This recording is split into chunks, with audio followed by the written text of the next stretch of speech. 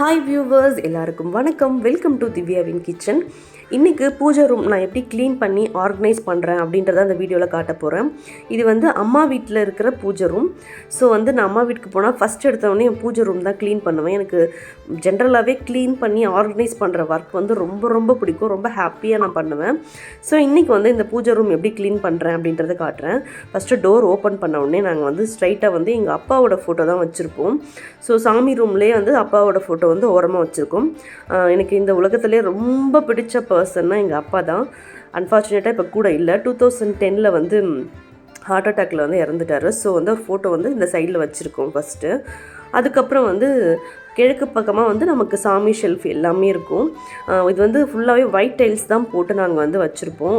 பூஜை ரூம் பிரைட்டாக இருக்கும். அதனால் அதுவும் இல்லாமல் ஒயிட்டில் டைல்ஸ் போட்டால் பூஜை ரூமுக்கு ஒரு நல்ல காம் லுக் கொடுக்கும் அப்படின்ற ஒரு பிளான்லேயுமே ஒயிட் டைல்ஸ் கொடுத்துருக்கோம். இதான் பூஜை ரூம் ஒரு 3 ரேக் இருக்கும் ஷெல்ஃப். ஸோ இந்த 3 ஷெல்ஃப் இப்படி தான் இருக்கும். பூஜை ரூமில் பார்த்திங்கன்னா லைட்டிங்ஸ் கொஞ்சம் கம்மி. அதனால் கொஞ்சம் உங்களுக்கு டார்க்காக தெரியும்னு நான் நினைக்கிறேன். பார்த்திங்கன்னா கொஞ்சம் நிறையா டஸ்ட்டாக தான் இருக்குது. இது எல்லாமே இப்போ நம்ம க்ளீன் பண்ணலாம். இப்படி தான் பூஜை ரூம் டூர் இருக்கும் உங்களுக்கு. நான் க்ளீன் பண்ணிவிட்டு எப்படி இருக்குதுன்னு சொல்லிட்டு உங்களுக்கு காமிக்கிறேன். அந்த க்ளீன் பண்ணுற ப்ராசஸ் எல்லாமே காட்டுறேன். கீழே இந்த மாதிரி ஸ்டெப்ஸ் மாதிரி போட்டு வச்சுருப்போம். அதுக்கப்புறம் சீலிங்கில் பார்த்திங்கன்னா இந்த மாதிரி ரெடிமேடில் ஒரு டிசைன் வாங்கி நாங்கள் அட்டாச் பண்ணியிருந்தோம். பூஜை ரூம்ன்றதுனால எல்லோ, அப்புறம் ரெட்டு, க்ரீன்லாம் பெயிண்டிங் கொடுத்துருந்தோம். ஸோ நல்லாயிருக்கும் சீலிங் பார்க்குறதுக்கே. இப்போ நிறைய குப்பை, அதுக்கப்புறம் நியூஸ் பேப்பர் தான் போட்டிருந்தாங்க ஷெல்ஃபில். ஸோ அது எல்லாமே எடுத்துகிட்டு இந்த சாமி ஃபோட்டோ எல்லாமே நல்லா தொடச்சிட்டு நம்ம க்ளீன் பண்ணிவிட்டு இதை ஆர்கனைஸ் பண்ண போகிறோம். எனக்கு ஜென்ரலாகவே க்ளீன் பண்ணி ஆர்கனைஸ் பண்ணுறது ரொம்ப ரொம்ப பிடிச்ச ஒரு ஒர்க். அதுவும் இல்லாமல் நான் ரொம்ப ஹாப்பியாக பண்ணுவேன். எனக்கு டைம் போகிறதே தெரியாது.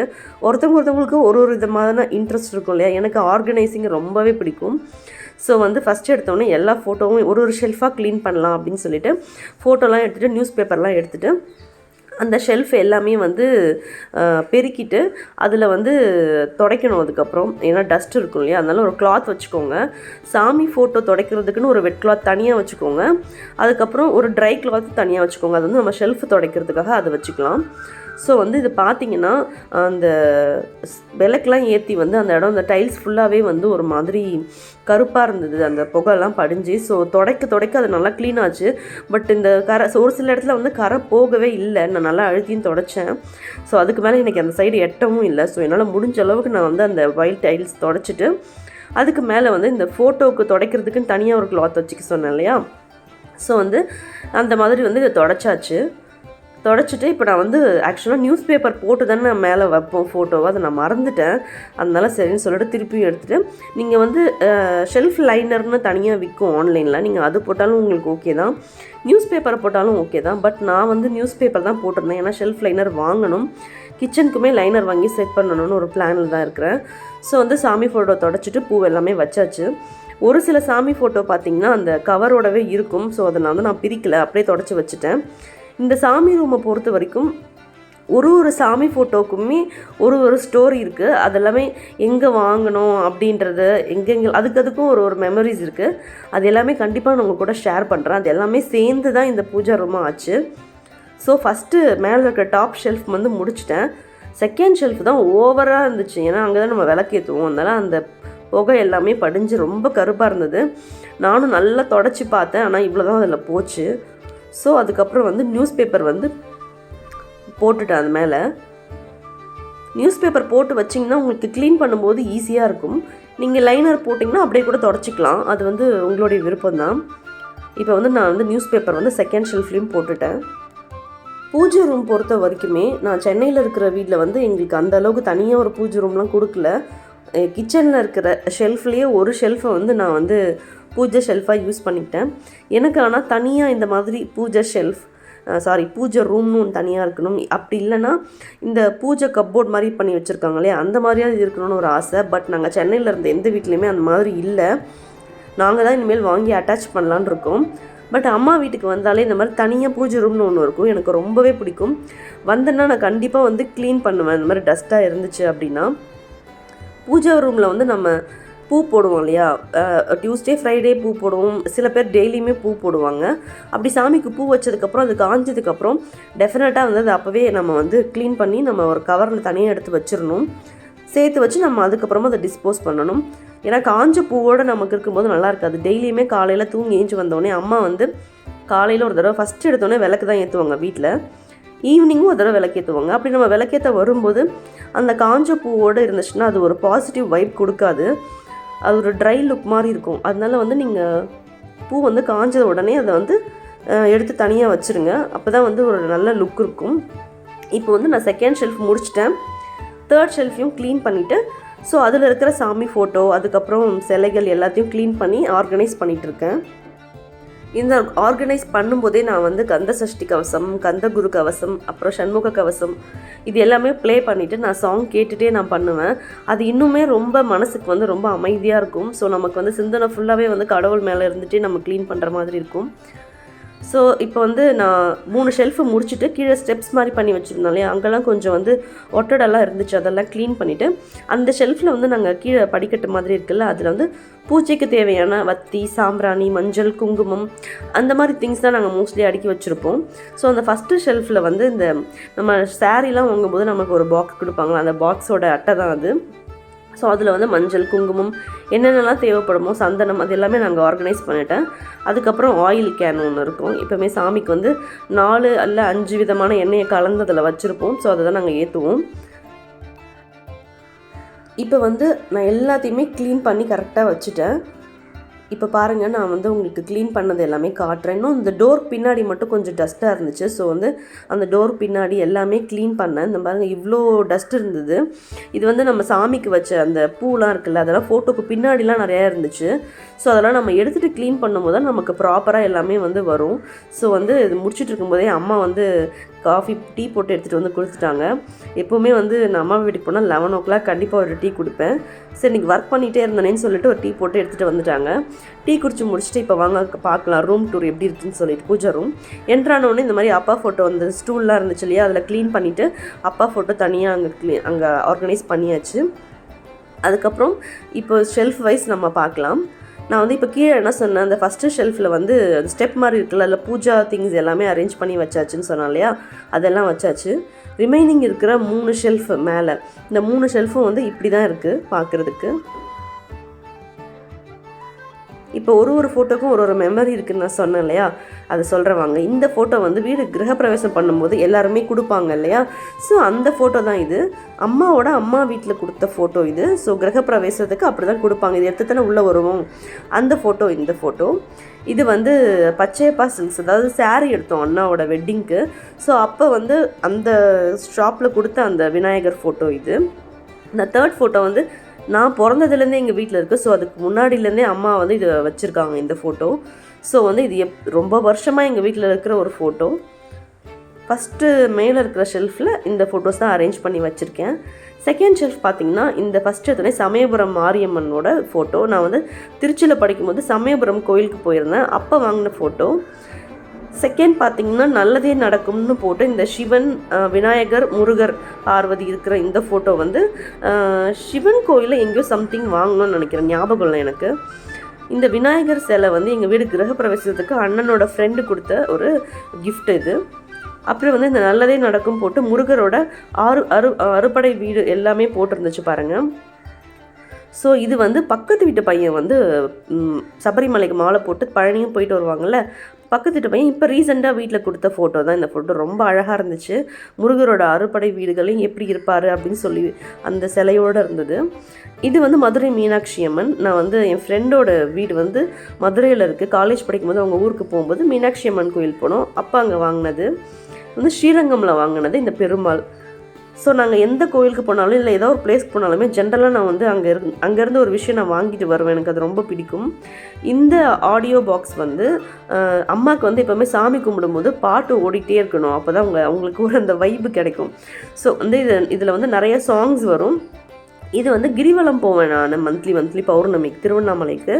அங்கே வந்து இது வித்துச்சு. ஸோ அம்மாவுக்கு அங்கேருந்து நான் வாங்கிட்டு வந்தேன். இதில் வந்து ஒரு 11 டைப்போ 15 டைப்ஸ் ஆஃப் சாங்ஸ் வந்து ப்ளே ஆகும். வெளியில் ஸ்விட்ச் போட்டிங்கன்னா உங்களுக்கு கரெக்டாக இங்கே ப்ளே ஆகும். ஸோ பாட்டு ஓடிட்டே தான் இருக்கும் ஈவினிங் இல்லை மார்னிங். அதுக்கப்புறம் இந்த வுட்டில் இந்த மரக்கட்டமாக இருக்கு இல்லையா, அதில் வந்து 3 சாமி வச்சுருக்காங்க, காமாட்சி அம்மன் விளக்கு. அந்த மரமும் ரொம்ப பழசாயிடுச்சு, அதை மாற்றணும். ஸோ அப்படியே வைக்கக்கூடாது, இந்த மாதிரி ஏதாவது ஒரு முக்காலி இந்த மாதிரி மேலே போட்டு தானே வைப்பாங்க. அதனால் அங்கே இந்த வுட்டில் வச்சுருக்காங்க அம்மா. அடுத்தது 3rd ஷெல்ஃபில் பார்த்தீங்கன்னா சஷ்டி கவசம், கந்த சஷ்டி கவசம் வந்து புக்கு, குட்டி புக்கு. ஃபஸ்ட்டு எனக்கு கந்த சஷ்டி கவசம் பார்க்காம எனக்கு சொல்ல தெரியாது. ஸோ இந்த புக்கு வந்து நான் வாங்கி ஒரு 48 டேஸ் வந்து டெய்லியுமே படிச்சுட்டு இருந்தேன். நீங்கள் ஒரு விஷயம் உங்களுக்கு ரொம்ப நாள் நடக்காமல் இருக்குது, அதை நடக்கணும்னு நீங்கள் ஆசைப்பட்றீங்கன்னா 48 டேஸ் தொடர்ந்து விளக்கு ஏற்றிட்டு கந்த சஷ்டி கவசம் படிச்சிங்கன்னா நீங்கள் என்ன நினச்சி வேண்டுறீங்களோ அது டெஃபினட்டாக நடக்கும். ஏன்னா எனக்கு நடந்திருக்கு, அதுக்காக நான் சொல்கிறேன். அப்புறம் வந்து இந்த ஃபோட்டோவும் ஸ்ரீரங்கமில் தான் வாங்கணும். இதில் வந்து பெருமாள் வந்து படுத்திருப்பார். ஸோ நான் திருச்சியில் படித்தேன், அப்போ ஸ்ரீரங்கத்துலேருந்து நான் போகும்போது வாங்கிட்டு வந்தேன். இந்த யாமிருக்க பயமேன் வந்து நாங்கள் ஃபேமிலியே என்னை காலேஜில் சேர்த்துட்டு அப்பா அம்மா நான் அண்ணன் எல்லோரும் பழனிக்கு போனோம். அப்போ பழனியில் வாங்கினேன் அந்த ஃபோட்டோ. இந்த பக்கத்தில் இருக்க ஃபோட்டோவும் வந்து பழனியில் தான் வாங்கணும். இந்த 2 ஃபோட்டோவுமே பழனியில் வாங்கினது தான். இந்த திருச்செந்தூர் முருகர் பார்த்திங்கன்னா அண்ணாவும் அண்ணியும் திருச்செந்தூர் போனாங்க, அப்போ அங்கேருந்து வாங்கிட்டு வந்த ஒரு சிலை. இந்த பக்கத்தில் இருக்கிற விநாயகர் பார்த்திங்கன்னா நான் திருச்சியில் படிக்கும்போது இது உச்சிப்பிள்ளையார் கோவில் இருக்கு இல்லையா, அங்கே போனப்போ நான் வந்து இந்த வாங்கிட்டு வந்தேன். பட் கொஞ்சம் கலர்லாம் போயிடுச்சு, இது கொஞ்சம் வந்து டச்சப் பண்ணணும். பட் இருந்தாலும் ஞாபகமாக வச்சுருக்கோம். இந்த நவதானிய விநாயகரும் நான் உச்சிப்பிள்ளையார் கோவிலில் தான் வாங்கிட்டு வந்தேன். இதுவும் கொஞ்சம் டேமேஜ் ஆகிடுச்சு. பட் இருந்தாலும் வந்து அப்படியே க்ளீன்லாம் பண்ணி நாங்கள் வச்சுருக்கோம். பக்கத்தில் பார்த்திங்கன்னா இந்த யானை விநாயகருக்கு வந்து விநாயகர் பக்கத்துலேயே அப்படியே யானையை வச்சாச்சு.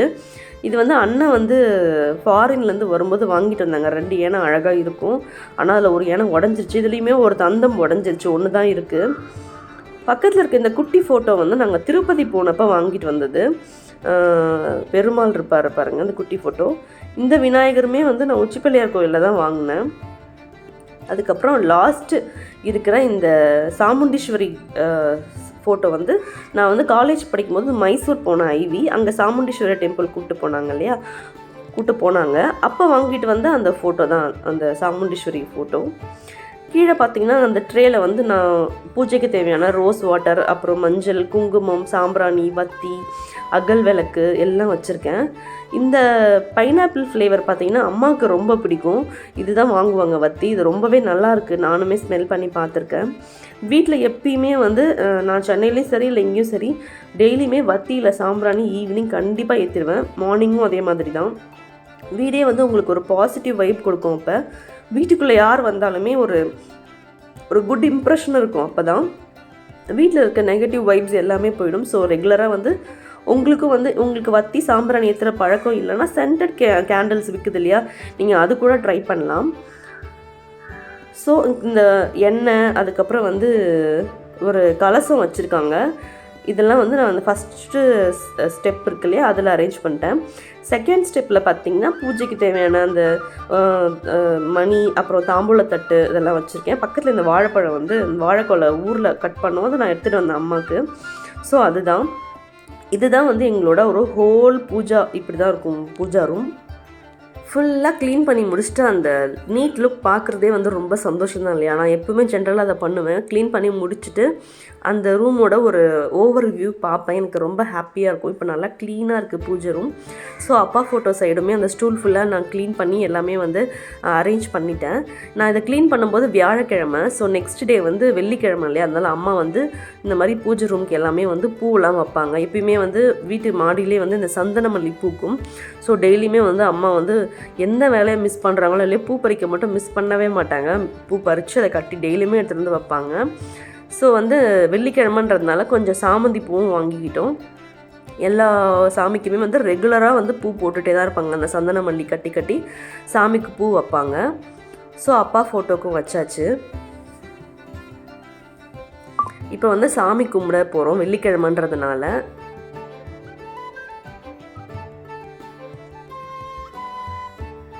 வெள்ளிக்கிழமைனாலே வந்து ரொம்ப நல்லாயிருக்கும் இல்லையா, வீடெல்லாம் க்ளீன் பண்ணிவிட்டு அப்புறம் பூஜை பாத்திரம் எல்லாமே க்ளீன் பண்ணிவிட்டு சாமிக்கு பூவெல்லாம் வச்சுட்டு இப்போ படைக்க போகிறோம். சாமிக்கு பூ எல்லாம் வச்சாச்சு. இப்போ வந்து அம்மா வந்து விளக்கெல்லாம் ஏற்றிட்டு அப்படியே சாமிக்கு எல்லாமே தீப தூபம் எல்லாமே காமிச்சாச்சு. வெள்ளிக்கிழமைனால எனக்கு ரொம்ப ஆக்டிவாக இருப்பேன் நான் ஜென்ரலாகவே, அது ஏன்னு தெரியல, சின்ன வயசுலேருந்தே அப்படி தான்.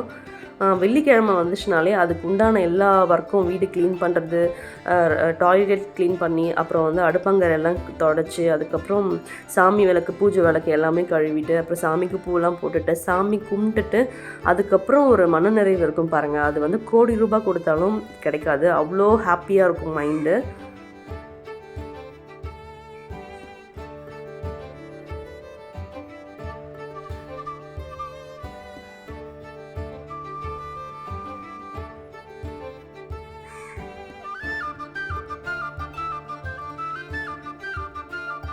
ஸோ நானும் அப்படியே சாமிலாம் கும்பிட்டுட்டு அதுக்கப்புறம் கந்தசஷ்டி கவசம் வந்து வெள்ளிக்கிழமை செவ்வாய்க்கிழமை கண்டிப்பாக வந்து நான் வந்து பாராயணம் பண்ணுவேன். கந்தசஷ்டி கவசம் வந்து ஃபுல்லாக படிச்சுட்டு சாமி கும்பிட்டாச்சு. இப்படி தான் வந்து ஜென்ரலாகவே வந்து ஃப்ரைடே வந்து ஊர்லேயும் சரி இல்லை சென்னையில் நான் இருந்தாலும் சரி இப்படி தான் வந்து ஃப்ரைடே வந்து பூஜை ஒர்க் எல்லாமே இப்படி தான் போகும். ஸோ உங்களுக்கும் இந்த வீடியோ ரொம்ப பிடிச்சிருக்குன்னு நான் நம்புகிறேன். வீடியோவை இது வரைக்கும் பொறுமையாக பார்த்த எல்லாருக்கும் ரொம்ப நன்றி. சப்ஸ்கிரைப் பண்ணாமல் பார்க்குற வியூவர்ஸ் மறக்காமல் வீடியோவை சப்ஸ்கிரைப் பண்ணிவிடுங்க. லைக் பண்ணுங்கள், ஷேர் பண்ணுங்கள், கமெண்ட் பண்ணுங்கள். தேங்க்ஸ் ஃபார் வாட்சிங்.